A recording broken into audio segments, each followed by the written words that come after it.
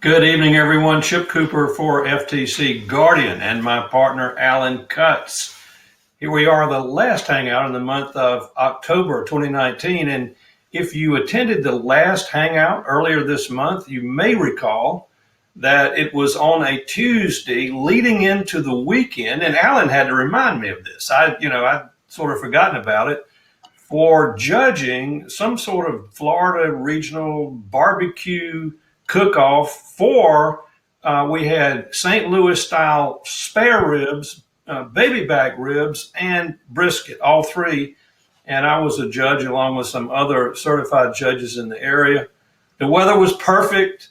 The barbecue was really, really good. There were a few that weren't, but by far most of them were competition quality, very good.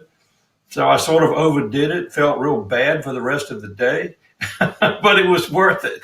So a great experience. Alan, what are you up to? I don't know. Just wanting this weather to pass. We got cold and rainy weather today, this afternoon. So letting this go over, just busy with work. Not a lot going on right now. We had a part of a tropical storm pass through here last weekend. We got part of it. Wind gusting to 40 miles an hour, all that stuff. But northeaster, nor'easter, the coast called. Yeah. Yep. Hopefully we're through with that. So we're ready to go? Let's go. All right, good. Let's see if we can share the screen here and you see it, hopefully. Yep. Yes. And also you see the title there, Fake CGI Influencers Are Crushing It on Instagram. Do the FTC regulations apply? Now, you may be sitting there wondering, well, now, wait a minute. I'm not sure this is for me because I don't think I'm going to be doing any CGI influencers on Instagram anytime soon, or if at all, right? But hang in there because it's pretty interesting what's going on. So you can learn something about what's really happening sort of out on the bleeding edge, but you can also learn a little bit about the rules that we've talked about in past Hangouts that apply to real human beings who are acting as influencers on social media. And we're going to see if some of those or all of those rules apply to a CGI influencer. So hang in there. Give us the definition of CGI so everybody knows what that is. To be honest, I can't. I have a slide that tells you. Okay. I can't remember it off the top of my head. All right. So here we go. As you know, there's always going to be a housekeeping announcement. The presentation is for informational purposes only. It is not legal advice, and we're not affiliated with the Federal Trade Commission. So meet, and I believe the proper pronunciation is Michaela. She is a superstar influencer on Instagram. She's really cool. She's got 1.2 million followers. She advertises a lot of young women on fashion, what to wear, what to do. And hey, we're all marketers here, right? We're all marketers. So very importantly, she advises young women on what to buy. She's very shrewd at monetizing her account. She has paid sponsorships, product placement, and branded content. And we need to understand she's not the typical influencer. She's been around, I believe, about 3 years, but initially she had been on Instagram for 2 years after launching her account. And then she had a very interesting announcement. I'm going to read it very quickly. This is to her fans, right? Hi, I got my account back. I swear this is me. This has been the hardest week of my life, so thank you to everyone who checked in with me. I'm sure you guys have noticed I'm a pretty private person. I love being open and connecting with fans, but I have been secretive about part of my life for fear of losing everything I've worked so hard to build. I don't say it enough, but thank you to all my fans for making my life amazing. Okay, listen to this. This is really good. Okay, now for the hard part. My hands are literally shaking. I'm not a human being. It's crazy, right? So here's another image of Michaela. She's an avatar of a human being. And there's the definition of CGI, computer-generated imagery. It's all software and images all working together, right? So she's not a real person, but she's selling things and has 1.2 million followers on Instagram. So do the legal rules apply? And this is something that attorneys who do some of what I do have a little bit of fun is when something very new and cutting edge, bleeding edge like this comes along, the interesting thing is to determine what laws, if any, that apply to real people doing marketing in this way, what laws might apply to someone who's not real, who's really software. So we're going to run through some of these, and it's interesting here from your perspective because these same issues might apply to you if you get involved with influencers. So you can learn something just by seeing if some of these rules actually apply to someone who's not a person or an image that is not a person, obviously. So who would be the contracting party? For example, if you're an advertiser and wanted Michaela to push or recommend your product, women's fashion, that sort of thing, who do you contract with? Well, obviously, she's not a real person. I think the answer is pretty simple. Whoever owns the copyrights in Michaela, which would be the company that created all of this. And if you remember back maybe a couple of years ago to one of our Hangouts, we talked about copyright ownership and the law of automatic copyright, meaning that as soon as copyrightable authorship is fixed in a tangible medium of expression, then copyrights exist. So when developers are creating software and images, artists are creating images by virtue of either documents running from those people to their employer, the company, or the fact that they are full-time employees, the company would own the copyrights, and that's who we would contract with. You might remember, I think it was maybe 2 or 3 months ago, we had another hangout about a brand new law in California called the Autobot law. And you can see the bullet points here. It's unlawful to use a bot, which is not a person, it's software, to communicate or interact with a person in California online with the intent to mislead about his identity, which obviously could be the case here with Michaela, regarding the content of the communication to incentivize purchase or sale, obviously the case here, or to influence a vote in an election. So I think the Autobot law would apply to her, and she needs to disclose that she's not a real person. And if you're interested in going back, just search on the term Autobot, and you'll see that that replay video for that fairly recent hangout. Also, what about the FTC? Well, if you look down at the bullets, there are really no specific guidelines at the present time by the FTC regarding CGI influencers. So I think the applicable law, or part of it, would be there in yellow, which is that advertisers should ensure that their content is easily identifiable as advertising. So again, you sort of have, I'm not a real person, I'm a bot, and if the bot is an influencer and recommending the purchase, then we need to make sure that everybody understands that there's an ad here. So you see the classic disclosure there, hashtag ad, which would typically, be required for persons. And then at the very bottom, I was reading an article by a lawyer who said that, there might need to be a body type disclosure, which basically the idea there is that her body type is quite unusual, I will say, and may not be representative of real people because she's selling women's clothes, right? And what may fit her and may have a certain look in terms of, how they fit her. It might not really, it might not relate to real people. And so, I'm thinking this lawyer probably had too much time to be thinking about stuff like this. I'm not sure I've ever heard of a body type disclosure, but who knows, that might come about one day. And then legal issues regarding endorsements. You know about the endorsement guidelines back in 2009 by the Federal Trade Commission. And, endorsements, which obviously she's doing as a CGI influencer, they need to reflect the honest opinions and beliefs. Well, she's not a real person. They are really reflecting the honest opinions of whoever's creating the software and the images, right? So that's sort of a disconnect there. And there's also a rule that is really not followed a lot in the online world, but it's there, and that is an influencer should actually be a genuine user of the product or service that they are representing or endorsing. And of course, there's no way that an imaginary person, a CGI influencer, could be an actual user of some of the fashion items that she's representing there. So there may be some new laws or regulations coming down there.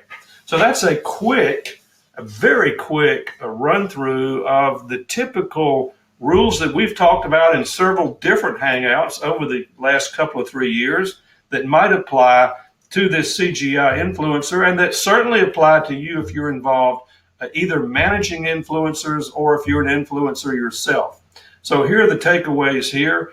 CGI influencers are doing really well on Instagram. If you're not involved in it now, maybe you ought to consider it. Michaela is obviously very successful, over 1 million followers. And then we're talking about existing laws and regulations that are applicable to real people. How do they apply to CGI influencers who are not, or which are not real people? Copyright law in terms of who owns this influencer, California's new Autobot law, FTC advertising regulations, and endorsement regulations. So the recommendation, of course, is follow pre-existing regulations until the legal system evolves regulating artificial intelligence, because AI is really what we're talking about here. So the legal system is always trailing these new developments on the bleeding edge, the cutting edge, particularly in social media, but certainly in the online space. So the legal system is always struggling to try to make sense out of this and hopefully to apply reasonable regulations and not ones that are not reasonable. So in the final analysis here, these are the tags that are going to go into the replay video: influencer, disclosures, social media, and Autobot. So I'm going to kill that screen. Alan's back. This was a pretty quick Hangout. I thought it was very interesting. I hope you did as well. And in the process, got a little bit of a review of some of the things we've talked about that apply to influencers who are real people. So do we have any questions? The only thing I saw was from Kathy. She says, is that why she disclosed that she was a human? I think so. I think, when she said, you remember when I read that little piece, she said, I got my account back. So I think Instagram may have discovered that she was not real and put the account on hold or whatever until the owners finally owned up to the fact that, hey, she's not real, because she had apparently been representing herself as real. And you remember that little message I read was as if a human being were writing this little post. My hands are shaking. It's ridiculous stuff. So apparently she had fooled a lot of people into thinking she was a real person, and they were buying the stuff she was recommending, obviously. Yeah. So apparently she got reinstated, and we'll see how the legal system might react to all of this. Okay, we got something from Phil. It says, if I create an image / avatar and license its use to someone else, I remain the copyright owner. Yes. What if a licensee uses the avatar in a manner that misleads? Will the liability fall on the person who's using the avatar to be misrepresented and not the copyright owner? Well, here's the way that would work. As you indicated, you created this persona. You own the copyrights. You're the copyright owner. So far, so good. Then you want to license it to Alan Cutts for use in advertising in some way. He's a crooked marketer. Yeah, you better watch out for Cutts. So anyway, you license it to Cutts, but part of any license involving intellectual property, here copyrights, you have a grant of license, which says you have certain rights that last a certain period of time to do certain specific things, and only these things and not anything else. So you can say you can use it for this purpose or that purpose, or only as an influencer, or only on a certain platform. I mean, it's like software. You've read hopefully you've read some software licenses, and the grant of license doesn't say you can just do anything, right? It has very specific boundaries around the use, right? And so if the licensee, Alan Cutts, violates those restrictions and starts using it outside the boundary that you specified in the license grant, then he's breached the license and you can terminate. But you also would expect to see an indemnity clause in there that says, licensee Cutts, if you violate the license terms and cause damage to me because there are third parties wanting to sue me for what you've done, you're going to indemnify me or essentially make me whole for any loss or damage I suffer. So A, copyrights, you own them. B, you have to provide boundaries around what the use is allowed to do. And then finally, you want to back it up with an indemnity that would make you whole if the licensee, in this case, Alan, who's a pretty wily character, violates the terms of the license. So that's how that works. It's all part of the license agreement. Yeah, I have a question though, just about that. So if I messed up, and he has an indemnity clause with me, but they could still go after him because then the indemnity clause is separate, and you have to fight the indemnity clause at that point. Well, now, I mean, I'm pull your guy into it. Right owner, and you're my licensee. And I feel pretty good that I've got a well-drafted indemnity running from you to me. Right. So if a third party would be someone, a third person, wants to sue me for something that Alan has done, then I'm hoping that Alan is financially capable of, performing under the indemnity, right? Yeah. And that, if you're a licensor, you're going to want to vet your licensees if it's really that important to make sure that you feel that, they can make good on an indemnity. Yeah. Right? But if they can't perform what they're supposed to do under the indemnity, then all the best lawyering in the license agreement is not going to do any good, right? So part of it is all the correct legal terms. Another part of it is just making sure that who you're dealing with is reputable, and if there is an indemnity, that they can make good on it. All right. I do a lot of licensing agreements, so that's an easy one for me. Yeah. I don't really see anything else in there. You want to go ahead and just, if anybody has any questions, go ahead and tell us about November. November, I sent you the bullet points of what? Yesterday, the day before? Yep.